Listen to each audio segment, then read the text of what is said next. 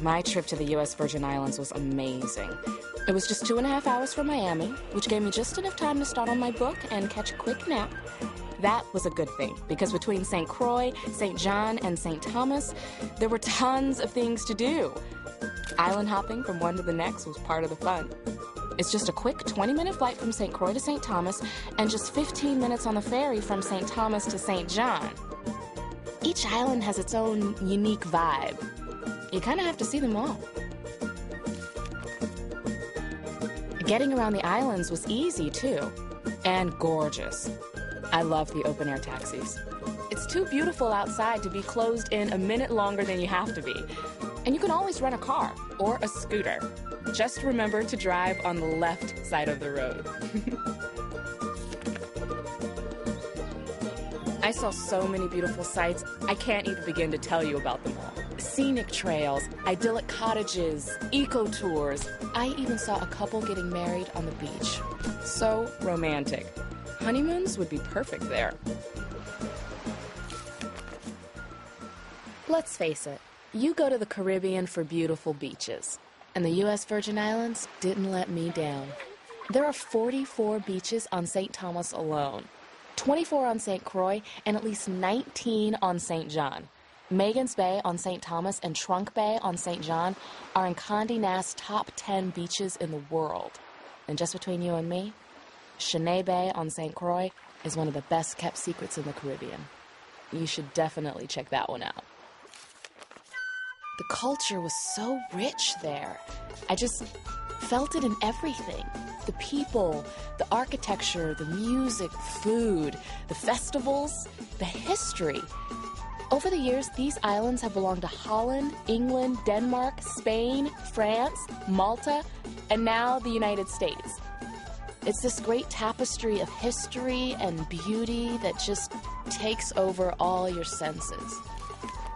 Since these amazing islands are part of America, I didn't even need a passport to visit. U.S. citizens never do. English is the official language, and the U.S. dollar is the accepted currency. All in all, I felt right at home in paradise. I couldn't help but be fascinated by the stories that shape the island's culture. It's so breathtakingly beautiful.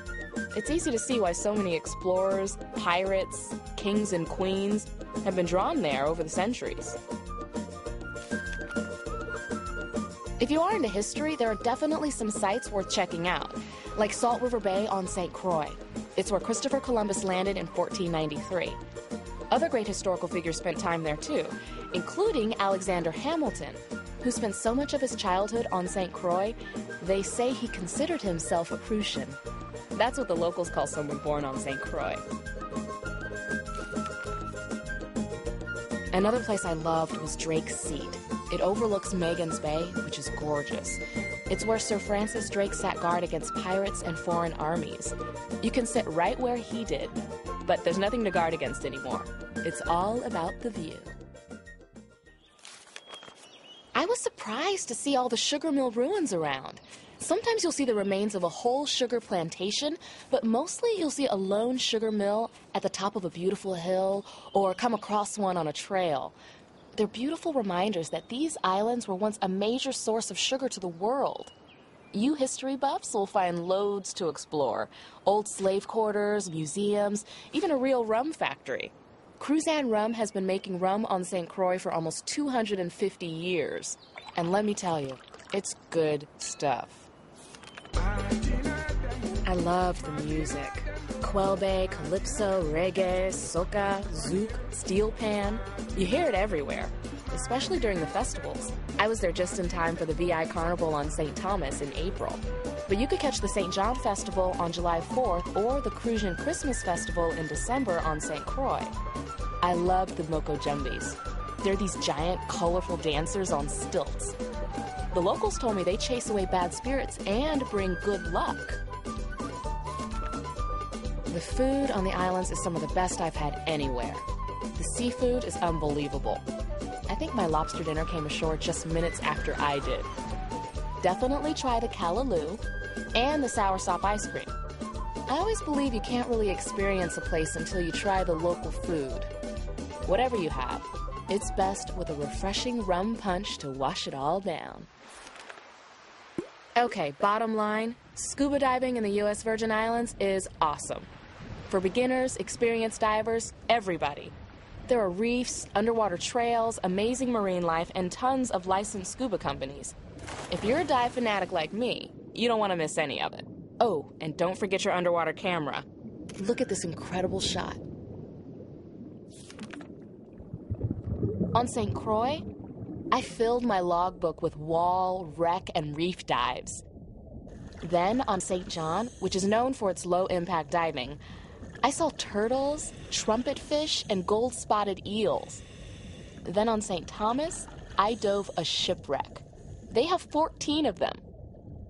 The diversity of a dive here is unbelievable. And I have to admit, knowing I was diving in the safety of U.S. waters was a bonus, too. I'm all about a good beach day, but after a while, I'm ready to try something new, which worked out well because with an average temperature of 82 degrees, the possibilities were endless. There was deep sea fishing, day sails, sunset cruises, mountain biking, tennis, and 4 beautiful golf courses. Come visit my island, the United States Virgin Islands. Okay, you may not know this, but Tim Duncan, the professional basketball player, is from St. Croix. So if you're lucky, you could run into him on the beach. And if you're really lucky, you could even get his autograph. I did. They also have an Ironman triathlon here every year. I heard it's pretty cool, too. I went horseback riding on St. Croix, kayaking on St. John, and then spent the day at Coral World on St. Thomas. What a trip! You definitely don't want to miss Coral World, especially if you have kids. It's a totally interactive experience, so you can swim with the sea lions and even feed the sharks. And you can go underwater sea trekking. It looks bizarre, but it's pretty cool. Oh, yeah. As you can probably tell, one of my favorite things to do was absolutely nothing. No, make that absolutely nothing with the frosty rum punch in my hand. The most inspiring part of my trip was the natural beauty of the islands, especially on St. John, where 2/3 of the island is a national park. But there are tons of ways to connect with the environment on all 3 islands. On St. John, there's a wildlife sanctuary and 22 hiking trails. On St. Croix, there's an ecological preserve, a rainforest, and a living desert. And on St. Thomas, there's a marine sanctuary and mangrove lagoon. I even saw baby sea turtles on Buck Island. Oh, that's a little island just a boat ride away from St. Croix. Okay, let's be honest. No trip is complete without shopping, right?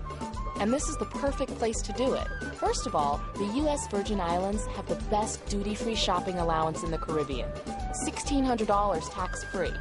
And you'll find tons of quaint boutiques, local artisans, outdoor markets, and really original island art, some beautifully carved in mahogany. Plus perfume, liquor, spices, you name it. Oh, and best of all, some really unbelievable deals on jewelry. I had to pick up an extra suitcase just to get it all home. It's so beautiful. I could definitely see getting married there one day. I actually did see a wedding there on my trip. And I met plenty of people who were on their honeymoon. My friends, Jackie and Greg, said all they did was mail in their wedding application to arrive 8 days ahead, and next thing you know, they were toes in the sand saying their vows on the beach. You've gotta love that.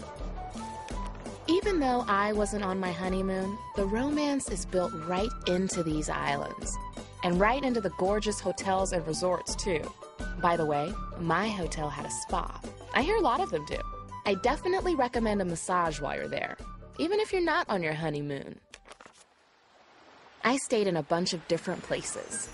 I started in a villa on St. Croix, then a bed and breakfast on St. Thomas, then I finished the trip off at a luxury resort on St. John. Hey, a girl's gotta splurge once in a while. I met people who stayed at the campgrounds and deluxe tents, and others who spent their entire trip in a full-service hotel. There are definitely all kinds of accommodations on all 3 islands, no matter what your budget. I was here on the vacation of a lifetime, but I actually met a bunch of people who were lucky enough to be here on business. And from what they've told me, even an all-day meeting here can feel very vacation-like. They got to enjoy all the same beaches, shops, restaurants, and sports that I did, only they got paid to do it. They say the meeting facilities here are first class, and I believe it.